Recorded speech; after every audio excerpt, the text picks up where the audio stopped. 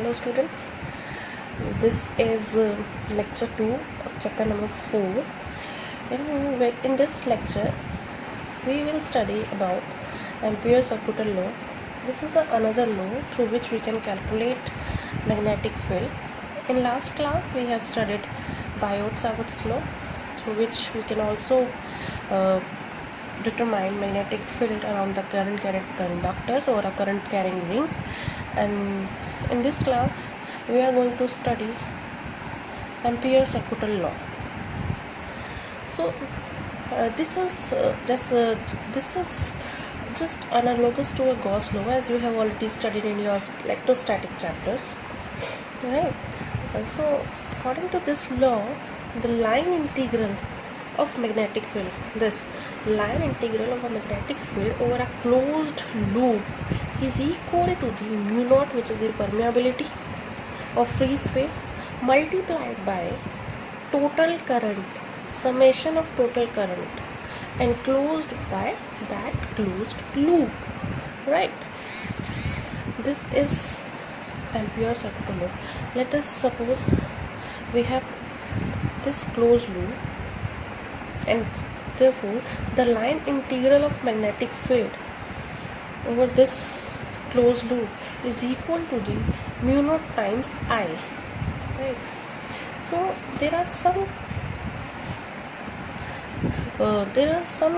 points which should remember by if we are using Ampere's circular law to find out the magnetic field of current carrying conductor. There are few 2 or 3 points which has to be remembered always, these points should be remembered always whenever we are going to use Ampere's circular law to find out the magnetic field, right?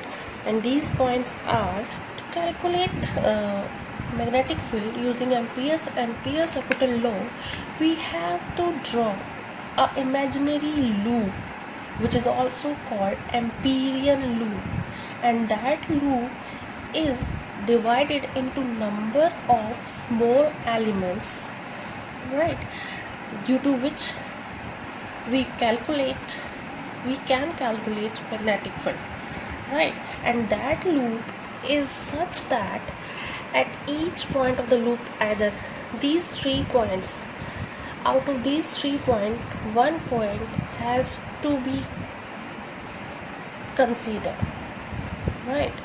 We have to satisfy 1 out of these 3 points.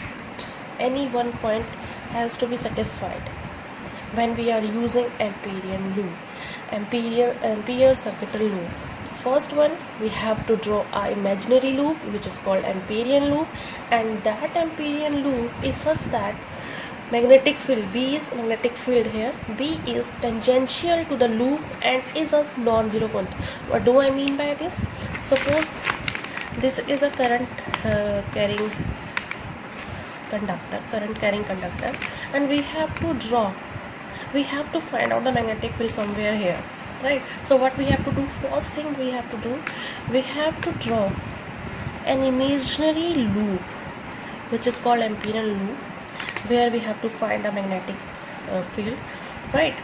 And after that, this loop having a number of small elements, like we considered here a one small element, dl, which is a b. This is a small element dl, right? So on this loop, right, at each and every point we have some magnetic field, and value of that magnetic field is non-zero and constant, right? On this imaginary loop, I repeat, on this imaginary loop we have magnetic field at each and every point constant and have some value which is non-zero constant, right? And the direction of B is such that if we draw from any point, if we draw a tangent, right, that tangent gives the direction of the magnetic field, right? Am I clear? I am saying is we have to draw Amperian loop around the current carrying conductor, where we have to find out the magnetic field, and that loop is such that the tangential at every point of that loop gives the direction of the magnetic field, and the value of magnetic field is constant and non-zero. The first point is that, right? The second point, magnetic field may be normal to the loop, and the third point, there is no magnetic field inside that loop, right? So these, out of these 3 points, one point has to be satisfied. Okay, and one more thing, this loop is independent of the size and the shape of the closed path. I mean, whether we have taken a regular circular loop, or we have taken irregular circular loop in which radius of that irregular circular loop is not constant, whatever be the shape and size of the closed loop, this law is independent of the size and the shape, right? So let us understand deeply about this Ampere-Circuital law. What is this? Like this red one, this red arbitrary shape I have chosen. I have drawn this arbitrary shape, and in which there are number of current carrying conductor, right? Like I1, I2, I3, I4, I5, I6. So the current which is considered in Ampere-Circuital law is only those current which are lying inside this Amperian loop, right? These two currents, I1 and I6, are not taken into consideration. We have to consider only those current which are lying inside the Amperian loop, and the direction of these current is such that if we are taking I3 is positive, then we have to take in negative sign for I2, right? Like this. VDL is equals to mu naught summation of I. Summation of I means total current, which is minus I2 plus I3 minus I4 plus I5. Minus plus is according to their directions, right? So the total current is this. So now it is time to prove the Ampere-Circuital law statement, which is this: the integral of magnetic field is equal to mu naught times total I, right? So let's prove this statement. For this, suppose this is a current carrying conductor, right, in which current I is flowing, and that and we have to find out a magnetic field somewhere here. So what we have to do? We have to draw an imaginary loop. This is the imaginary Amperian loop, right? Oh, I have already written here Amperian loop, right? And that Amperian loop is made up of what? Number of small elements, right? So here we have taken only one element where we have to find out a magnetic field, and the radius of this circular loop, which have regular shape. That means I mean to say by regular shape is that if the radius of this circular loop is constant at each and every point from the center, right? So the case first is we consider a regular coil in which radius is constant. So we have already considered a small element. We have to find out a magnetic field, and the direction of this small element is in this direction, in the circular direction, right? And remember that point, the tangent, we have to draw a tangent to know the direction of the magnetic field. So see, I have already drawn a tangent which gives the direction of magnetic field. So we remember here that on Amperian loop, the direction of the small element and the direction of the B is same, right? Therefore, the angle between these two is 0, right?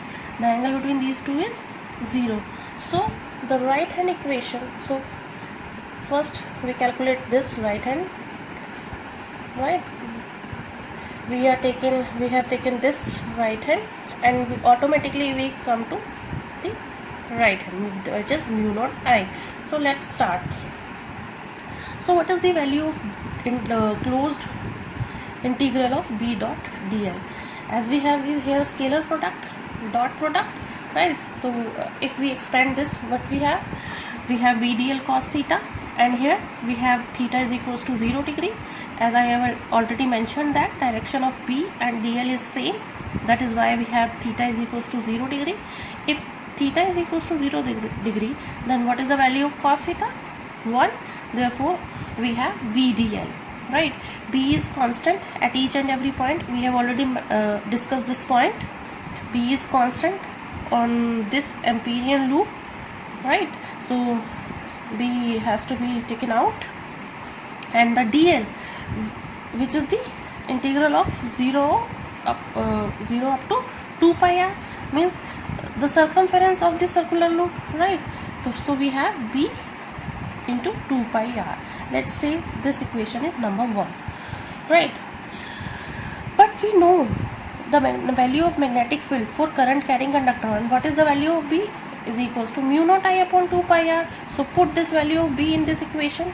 We have B dot dl is equals to mu naught I 2 pi r into 2 pi r. 2 pi r and 2 pi r will cancel out, and where we left, we have B dot dl is equals to mu naught I. So if we are considering a regular coil having a constant radius, so we have this, which is Ampere circuital law. The line integral of magnetic field is equals to mu naught times I. Let us take another consideration. Now we consider a irregular coil. What do I mean by irregular coil? A coil having any arbitrary shape, that is, in which radius is not constant, right?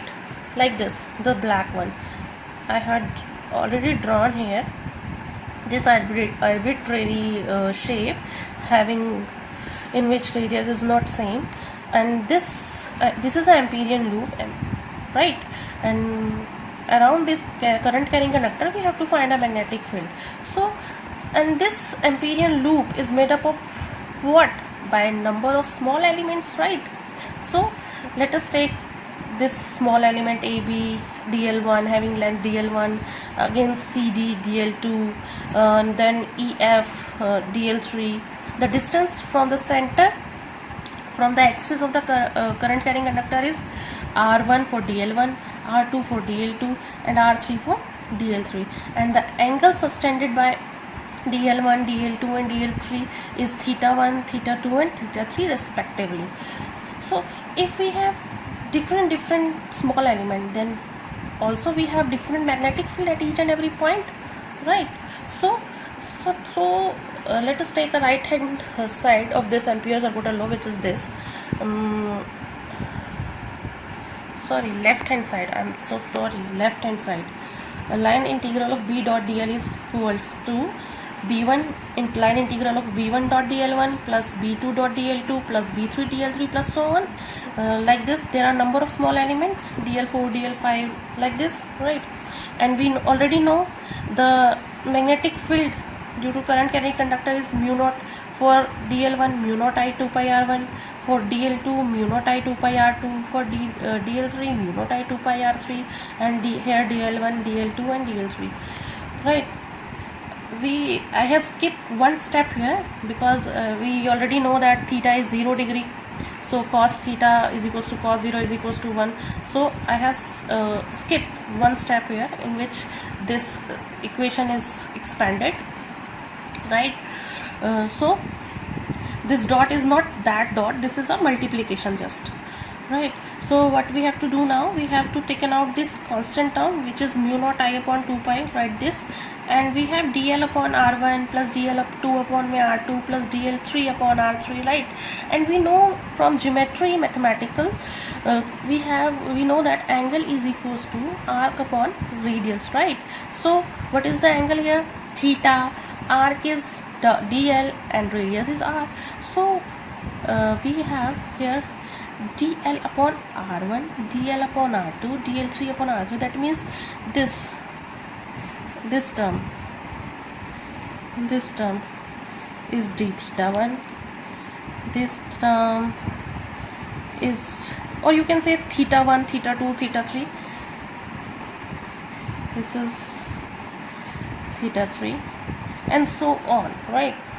So if we are going to sum all the angles like this, theta 1 plus theta 2 plus theta 3 plus theta 4 plus this is sum. So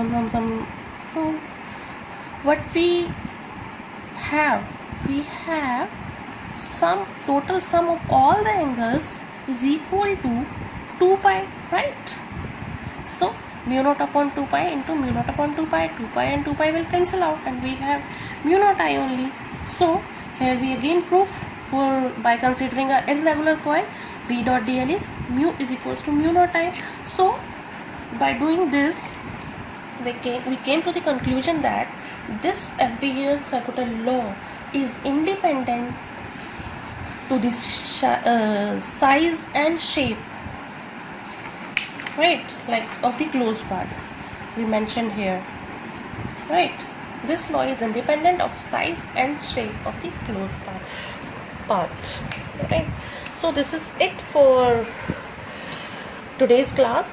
We have discussed in this class an Ampere circular law, which is another law in chapter number 4, to know the value of magnetic field around current carrying conductor.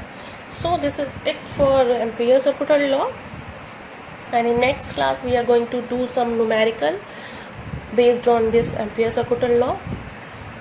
Alright, so till then, stay happy, stay safe, bye.